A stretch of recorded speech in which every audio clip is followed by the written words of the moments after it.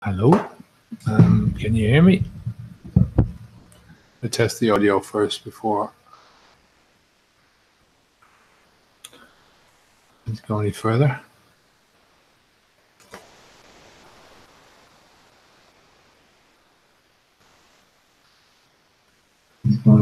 Audio's working, okay. All right, I'm going to first go to an email I got. Oh, just let that go mad for a minute. Okay. All right, this one's from Chelsea, and she said, my question is related to travel. Travel is a massive trigger for my drinking, and curious if you have any tips or techniques for not giving in to drinking in the airport, planes, hotels, etc. Biggest tip I can give you is just to forward plan. You know, it's the only thing that you can really do that will guarantee it. You know what I mean? At the end of the day, it all boils down to the same thing.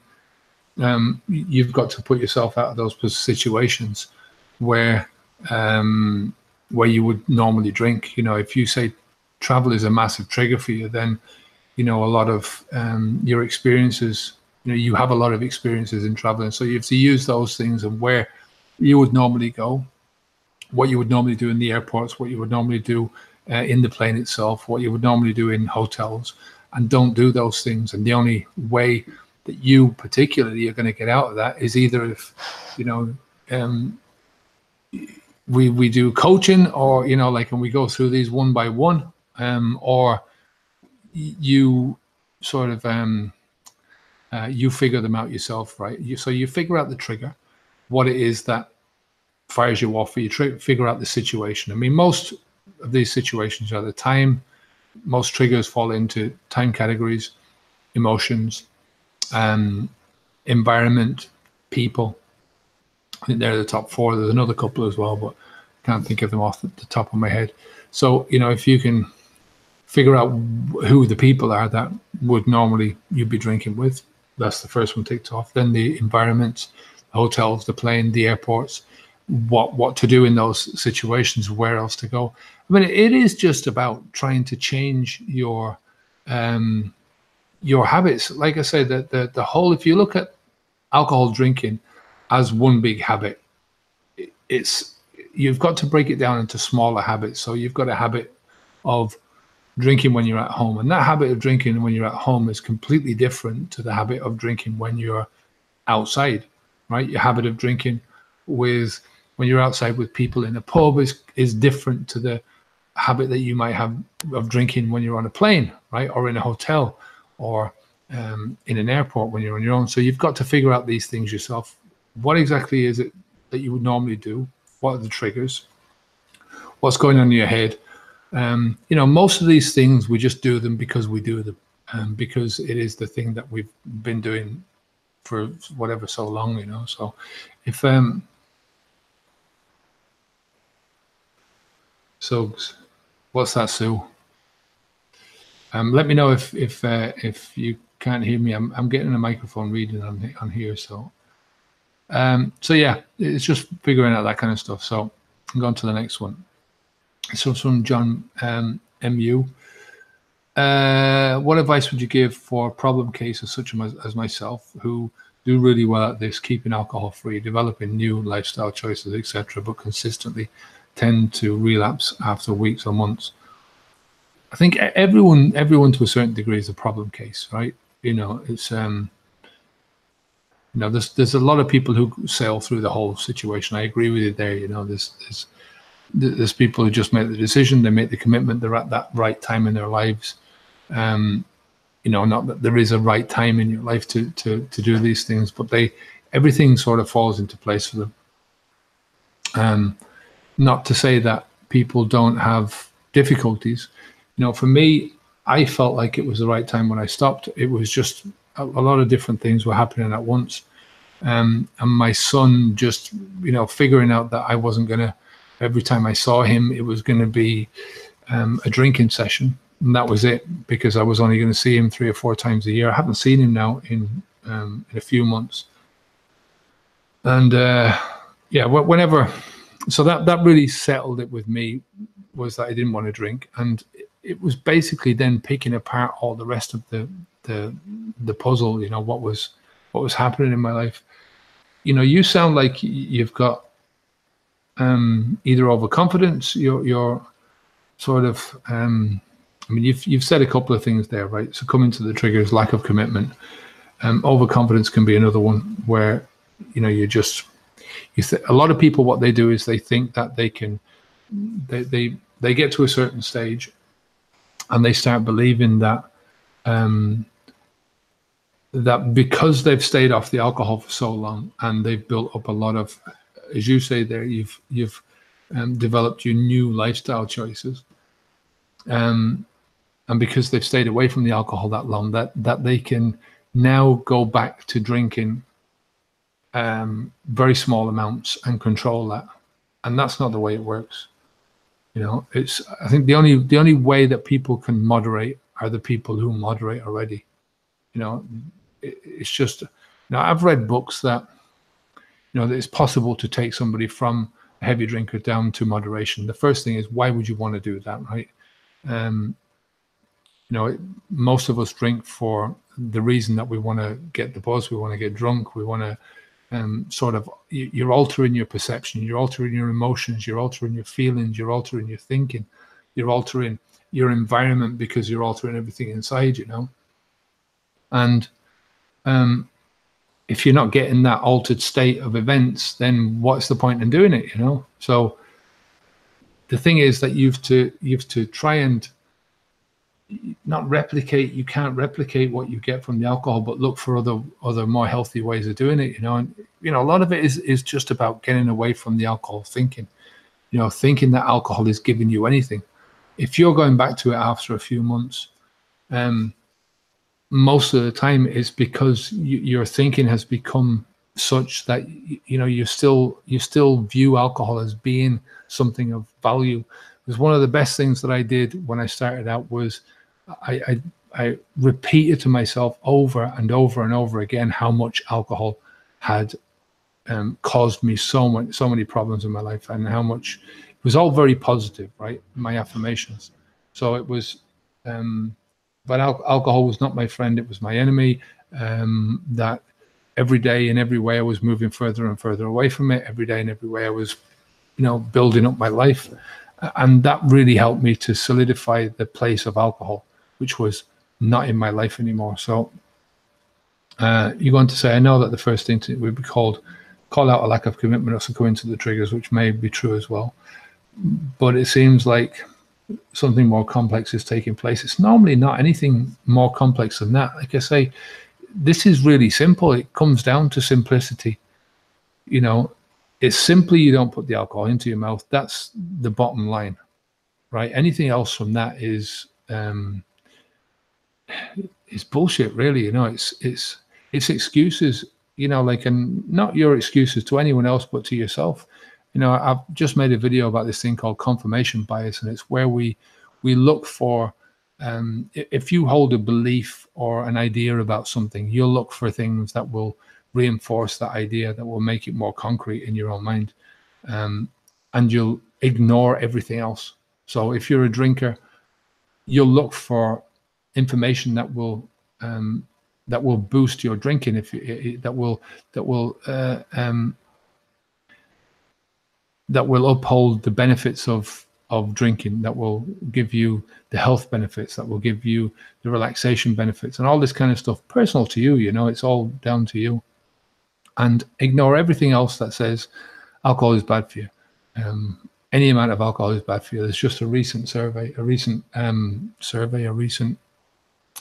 I can't remember what they call this, but it's where they get a lot of different studies that have been done over a lot of years, and they combine all these studies together and come to a lot of conclusions. And this one was done for, I think there was well over 100 studies, I can't remember the exact figures, that said that there was just no amount of alcohol at all that was beneficial to you. So, you know, it is getting down to, it's thinking about these things and looking at what is happening at that moment. Again, what I'm talking about is very generalized. I can't be specific because I don't know your details. So you've got to look at what has been happening. This is one of the best, the reasons why I ask people to keep a diary or to keep a journal or to keep some form of record of what is happening, because you can go back and you can look at it again.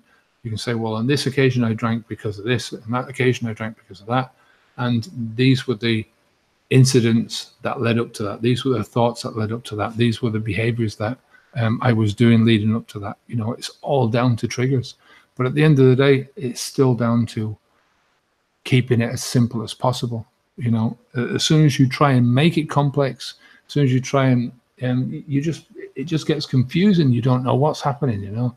So I understand it, and frustrating, as you say. Staggy Man says, alcohol-free beer, I'm finding it a help in coping, but what dangers are there with it? I think that the biggest dangers in the beginning are that what happens in the beginning is that I remember this well, that whenever I tried to drink an alcohol-free beer, and I know alcohol-free beers have changed a bit, but you will always have that lack of alcohol, and alcohol has got its own, you know, they say it's an odorless thing and that it's tasteless, but you can taste it. I mean, you can taste it in the drink. You can smell it. I mean, I can smell an alcohol-free beer and an alcohol beer, and I know which one I'm going to drink, you know. So the problem is at the beginning, when you're very close to quitting, you know, if you're a few days or a few weeks in, and if you notice that the alcohol is missing, you notice something is missing, it can lead you to craving for the real thing, right? For me, the real thing now is an alcohol-free beer, and I have an alcohol-free beer every so often, and I like that, you know, I don't mind that. It's not doing me any harm. You know, there's different studies about the potential harm for alcohol-free beer, but when you hold it up against alcohol beer, there is no comparison whatsoever, you know. I've been saying this a long time about the vaping and cigarettes. I think there's just as much damage going to be done with vaping as there is with cigarettes. That's my honest opinion with the whole thing. That's my feeling, because it's just one of those things, and you can, it looks unnatural when you see somebody inhale all that, and the clouds of vapors that are coming out of people's mouths is just completely unnatural. So I mean, I hope I'm proved wrong with that, just for the sake of a lot of people. But you know, for me, it's that kind of thing is just an excuse not to, is an excuse to carry on doing something. You're still getting the drug in a different way. With this, with alcohol-free beer, you're not getting that drug. You're not getting the alcohol anymore. You know, like you would with vaping, you're still getting the nicotine, and you're supposed to reduce the amount of nicotine you're getting over months or weeks. But with this, you're not doing that. So I've said this before: if it helps you, and it's not, if it's not giving you this nostalgic feeling about about alcohol, about beers that contain alcohol, and then, you know, go for it. But, you know, like, as you'll know yourself, you know, when I used to drink beer, I could easily drink 10 pints of beer, of Guinness, a night. There was no chance, there is no chance ever that I would drink 10 pints of alcohol-free beer. There's no chance to drink 10 pints of water. A pint of water, and that's enough. You've quenched your thirst. So if you're using it like that, I would rather drink an alcohol-free beer than a Coke, because I don't like the taste of Coke. I have a Coke every so often, and it's like a sip and I'm done. But yeah, it's up to you. You know, it's I don't think it can become another, you know, you say, I'm not drinking much, but I don't want it to become another habit. It won't become another habit if you don't let it. You know, it's, you know, you've got to mix up these things and make sure that it doesn't become a habit in the first place. Like we said, habits are formed when you it's by repetition. You can look at repetition in two different ways, right? There's the repetition, there's the gap between the time. So if you drink an alcohol-free beer every single night, right? Or if you drink 2 alcohol-free beers every single night, you're going to habitualize that a lot quicker than if you drink an alcohol-free beer, 1 alcohol-free beer every Saturday night, and that's it. That's your lot for the week. That's really what I do. I have an alcohol-free beer. Not even that, you know, sometimes I go without it, and it's a deliberate thing. You know, when I'm out having a curry, was always my time to drink a beer, and the two things really go together for me. So I'll have an alcohol-free beer or a celebration. If somebody's there and you know, somebody offers me a beer, and I'll just say I've got an alcohol-free beer, people that know me, and I'll take that, you know, just to be pleasant.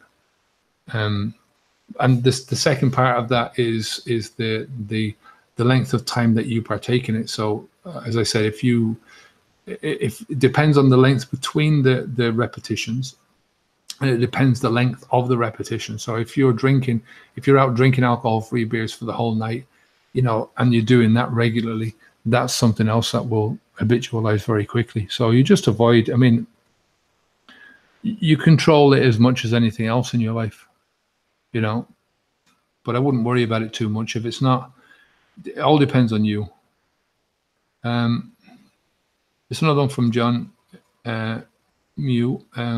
He says, just to follow up on my early comment question, I've been thinking about this all day.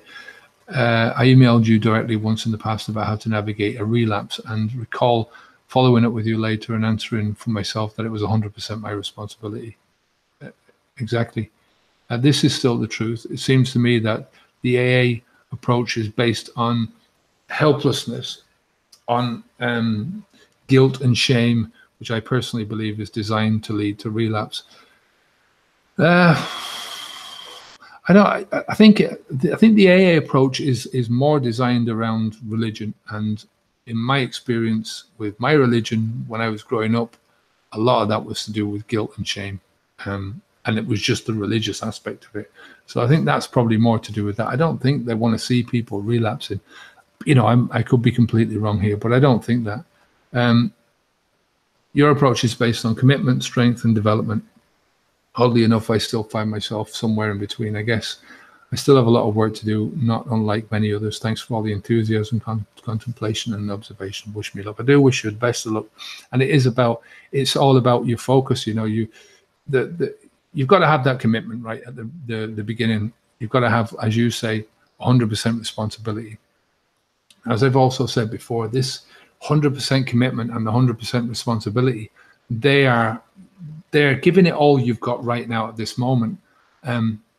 They might not be everything that you can give, but because you're in the moment and because you're dealing with things in the moment, you know that's what you've got to give in the moment. If you get what I mean. So when you move forwards and you're a month into this, you've got to double down on your commitment. You've got to take where you are, the life that you've built for yourself just in that 30 days, and you'll find that your commitment will be stronger.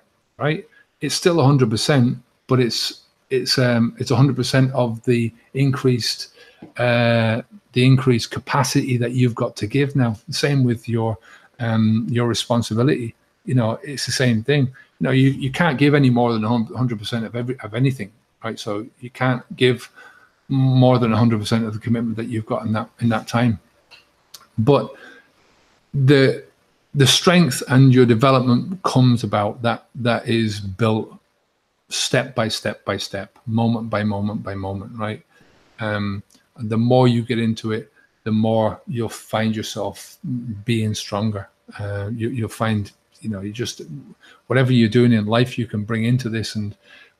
But the main thing is to focus, is where you put your focus. Like, as I said earlier on, if you're focusing your mind on alcohol as having anything beneficial in your life, you're making a mistake, and that will come and bite you in the ass, you know, because you've got to really put alcohol in its place. You know, shouldn't be put into a human body. You know, it should be used for, you know, cleaning out wounds or cleaning shit, you know, around the place.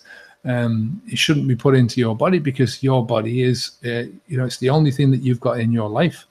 You know, I read somewhere, this guy was talking about, he said, if you take things from the perspective of, there's two types of houses that you can get, two types of property. You can be a renter or you can be an owner, right? We're renting at the moment, and I can attest to this. We're living in a house, and, you know, we've just moved into this house. Love the house, love the place where it is, But there's no way I'm going to put any money in. It needs work on the landscape. It needs work on some parts of the house, just structural work, stuff to improve it. And there's no way I'm going to do that because it's not my house. If I owned the house, I would start to put money into it, right? And it's people treat themselves like renters, and they've really got to start treating themselves like they're the owners of their own bodies, you know what I mean? And I thought that was a good analogy to use. But I mean, at the end of the day, focusing your mind on the future instead of the past is one of the best ways. Tom says, this time, not too late.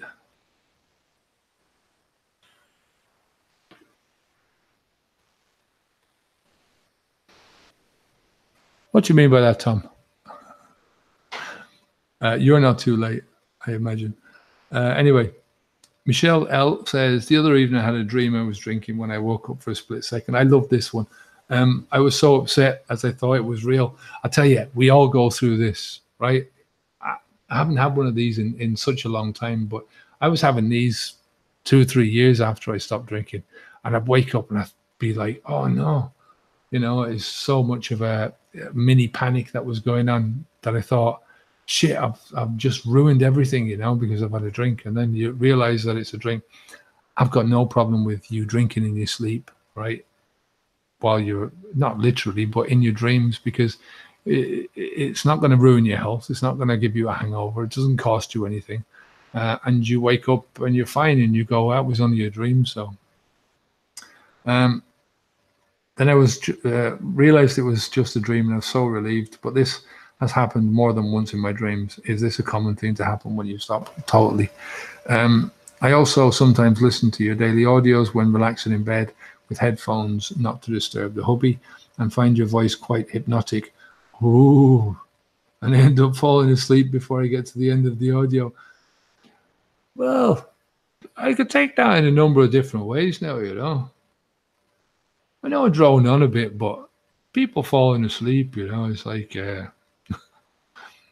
yeah, maybe it is a good thing, but I think I used to do it when I was a kid. I used to listen to, in England, there was this is a radio station called Radio 4.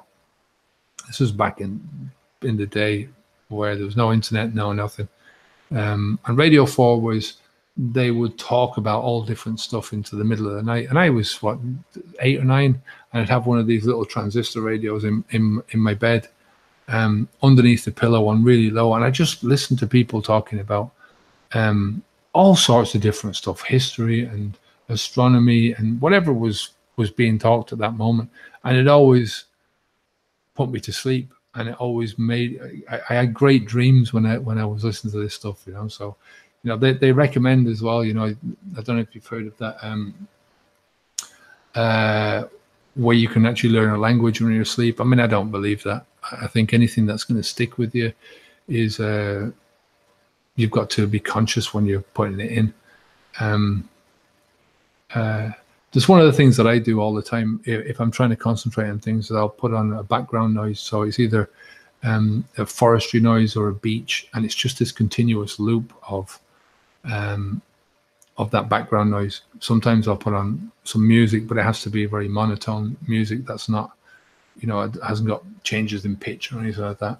So yeah, I think it does help.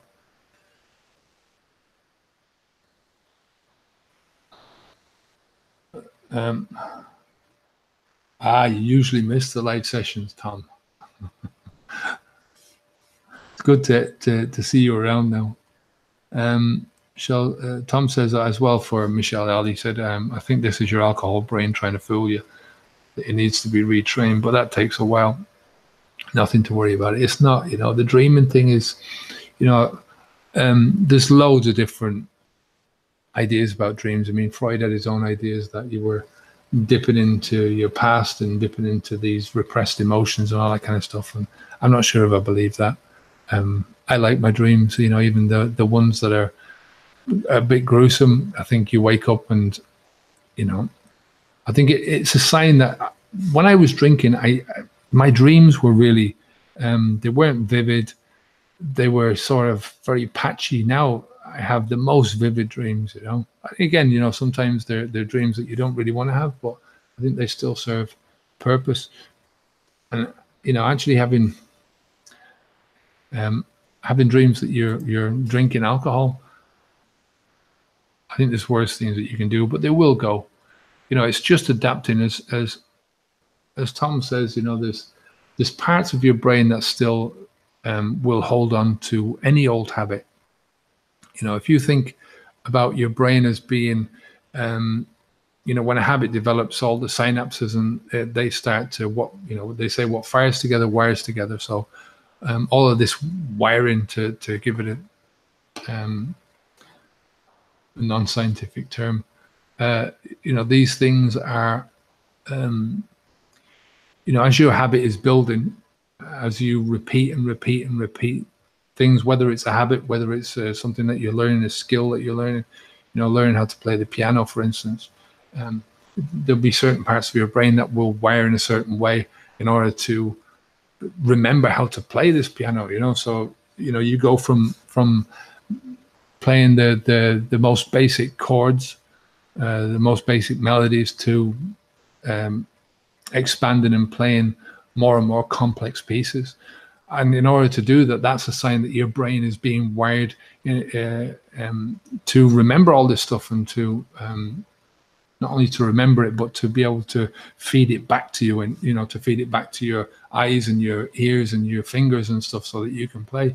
And it's exactly the same thing that's going on with your habits. Same process. I mean, it makes sense, doesn't it?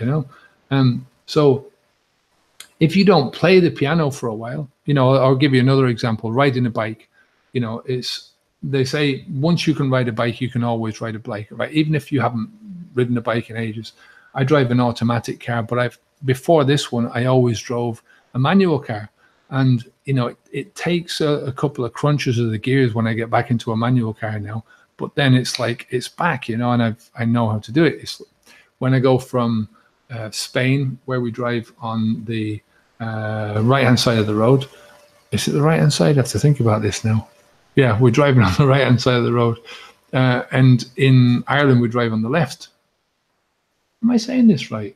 Yeah, so we've got left-hand drives in to drive on the right, and we've got right-hand drive cars to drive on the left.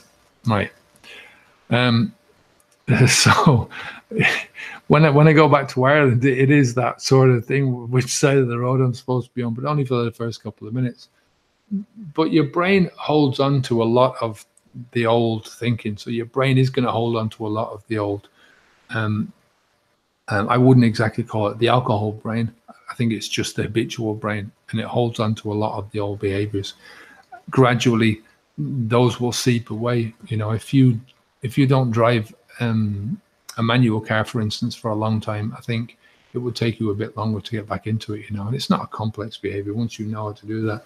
But let's say if you with a language, for instance, if you haven't driven, or if you haven't spoken, if you learn a foreign language and you don't speak it for a while, you start to get rusty and you start to lose the language. It would be the same with any complex behavior like that. And drinking alcohol, although it is a very simple, it's based on a simple idea of putting alcohol into your mouth, it is very complex in the sense that it becomes a part of so many different parts of our areas of our lives. And it is that breaking down those areas. That's why I've said in the past that when you break down, when you first start out and you go day by day by day, refusing to drink alcohol and going through that, the motions of not drinking alcohol every day in those, in your normal environment. So if you come home from work, for instance, and you would normally sit down and drink alcohol, then every time you don't do that, you're breaking a little bit of the habit off. You're putting some distance between yourself and alcohol, but only in that situation. If you go like Chelsea was talking about earlier on, and you go to the airport, and that's a trigger. You get on a plane, and that's a trigger. You go to a hotel, and that's a trigger. And if you haven't done that in a long time, you'll find that those triggers will seem to be strong, and it's a big conflict that you've got them, because you know that you're going through your daily life and you're not thinking about it, but all of a sudden you're put into this different circumstances, different environment with different people. It can work in the same way. Time is one of those things that which is, you know, you get over the triggers very quickly because you hit that same time every single day, right? You hit 5 o'clock at night or 6 o'clock at night, whenever it is you start drinking. You hit that every day, and it's easy to break that one, right? But environments depend on the context and the environment. So if you're only in the one environment, as soon as you go to another environment where you would normally drink, that trigger will fire off. Might not be as strong as it was before because you've gone through all this stuff and you've learned a lot of things about yourself. But it will come back stronger than it would have done if you were in another environment, you know, the environment where you have your day-to-day existence, if you get what I mean. So Tom says, preparing stewed pears today. I used to boil them in a mixture of water or wine for the color. Yeah. Today I tried to boil quarter a bottle of red for 20 minutes to get rid of the most of the alcohol. It seems to work. Yeah. The Irish drive in the middle of the road. Well, sometimes they do. It depends what road you're going onto. If you're driving down the backwoods, which is, in all fairness, is 80% of the Irish roads are unmarked, so they don't have a lane in the middle. They're changing a lot of that really quickly, but yeah, they will drive in the middle of the road. But that's just the way they are, you know. With the alcohol stuff, with the pears, I've had food which has been cooked in alcohol, but I've never cooked alcohol with my food. I didn't really do it beforehand, in all fairness. It wasn't something that I did. So, but you know, as I said before, it's not the behavior that you're trying to get rid of is drinking to get drunk, right? Drinking alcohol deliberately for the purpose of getting a buzz, right? Cooking food in alcohol is not going to do that. Drinking cough syrup, a couple of spoonfuls of cough syrup that may have alcohol in them, is not going to do anything. This is the confusion I think that AA puts out, and you know, organizations like that, 12-step programs, is any amount of alcohol is your enemy, right? It's not, because you know there's I mean, I don't know why they put alcohol into cough syrup. It's just not my, I don't know. But that's not the problem. The problem is not the alcohol. The problem is always the behavior, the way you're thinking about it. So I've got no problem with people putting alcohol in the food, so long as they're not doing it to get drunk. You know, I've got no problem with people drinking alcohol-free beers, so long as they're not doing it to get drunk. And that's what it boils down to. You know, it's trying to keep that simplicity all the way throughout this thing. I say, you know, you don't put the alcohol into your mouth in that sense, right? Drinking it, picking it up and pouring it out with the sole purpose of drinking. If it happens to be in something that you're eating, it's in a very small quantity and your body can naturally cope with that. You know, your body, as we said, can cope with 1 unit of alcohol per hour. This is the normal healthy liver. So if you say to yourself, well, my body is a bit older and it's a bit more abused, if you reduce that to a half a unit of alcohol. Now, 1 unit of alcohol, if you take a normal bottle of red wine, 12.5%, you divide that by 12 or 10, I think it is. I think it's 10. So you take 10 glasses out of that. You get 10 glasses, divide the bottle. That's one of those glasses is 1 unit of alcohol. So your body can naturally handle that. You know, there's alcohol in your body is a natural part of the natural digestive processes. There's alcohol in some foods that you're eating as part of the decomposing of that food. You know, fruit in particular will get a bit of alcohol. You can smell it. I can smell, you know, like I've often taken a banana out and you can smell the alcohol inside the banana. It depends how bad the banana is. Otherwise, I'll stick it into a smoothie, but that doesn't bother me. You know, it's, you know, this is just a natural part of the process. But the alcohol is still a toxin. You have to understand that as well. So, I don't think there's any more questions. I'm nearly finished on the 180 videos now. I think I've got another 20 to do, and then I'm at the end of that. And then after that, I'm going to start doing some different sort of 30-day courses I'd like to do. And I've got a few ideas for the ones that I want to do at the beginning. Cravings, just to help people with a specific thing when they get through. So triggers, cravings, things like that. And I'll be able to do these fairly quickly. They won't be long courses. Maybe each video will last 5 minutes or something like that. And just try and keep about 30 videos, so 30 days. So if you've got any suggestions about what you'd like to see following up on that, I'd love to hear them. I mean, I want to do some on anger management. I think that's